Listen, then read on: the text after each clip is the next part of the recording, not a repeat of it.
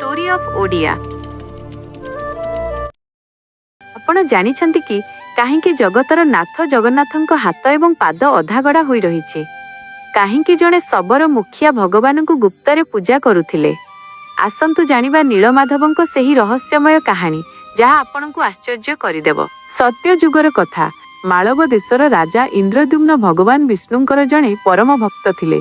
तांकर एकमात्र इच्छा थिला भगवानଙ୍କୁ साक्षात दर्शन करिबा।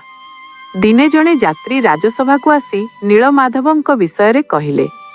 से कहिले जे ओड्र देशर ओडिशा एक गुप्त स्थान रे भगवान नीलमणि रूपरे पूजा पाउछंती। राजा तांको पुरोहितଙ୍କ भाई विद्यापतिଙ୍କୁ ସେହି स्थान खोजिबा पई पठाइले। विद्यापति बहु दूर यात्रा करी ओडिशार एक शबर पल्ली रे पहुंचिले। सेठारे शबर मुखिया विश्वावसु ही गुप्तरे नीलमाधवଙ୍କ पूजा करुथिले। विद्यापति कौशल करी विश्वावसुଙ୍କ झियो ललिताଙ୍କୁ विवाह कले। बहु अनुरोध परे विश्वावसु विद्यापतिଙ୍କୁ नीलमाधवଙ୍କ दर्शन कराइबाकु राजी हेले, किंतु एक शर्त रखिले विद्यापतिଙ୍କ आखिरे पट्टी बंधा जिवो। विद्यापति चतुर थिले। से निज साथी रे किछि सोरिष मंजी नेइथिले एवं जीवा बाटरे ताहा पकाई पकाई जाइथिले, जहा फलरे परे वर्षा दिने सेही गछ देखि बाट चिन्हि हेबो। विद्यापति फेरी आसी राजांकु सबु कथा कहिले।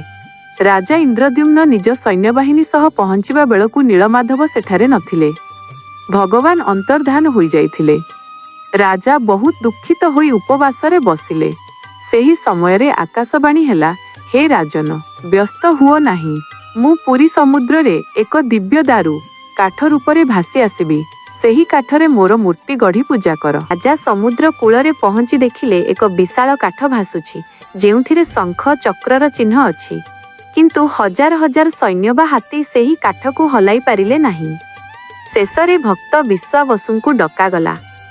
विश्वावसु एवं विद्यापति गोटिए पटे एवं राजा अन्य पटे धरिबारु दारु सहजरे कूलकु आसिला। मूर्ति गढ़िबा पई महाराणा साक्षात विश्वकर्मा जणे वृद्ध रूपरे प्रकट हेले।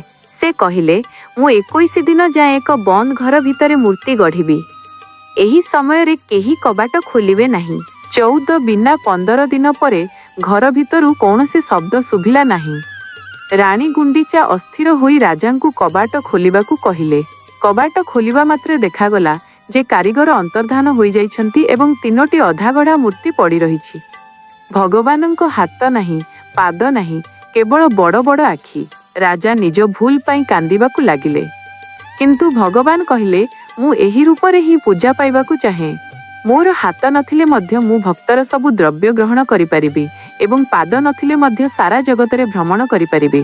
सेही दिन ठारू प्रभु जगन्नाथ, बलभद्र एवं सुभद्रा सेही अपूर्व स्वरूपरे पुरी रे पूजा पाउछंती। एही कहानी शिखाए जे भगवान केवल भक्तिर भूकिला। से शबर विश्वावसुर प्रेम को जेतिकी गुरुत्व दियंती, राजा इंद्रद्युम्नଙ୍କ सेवा को मध्य सेतिकी। आशा करे आपनकु एही कहानीटी भल लागिथिबो।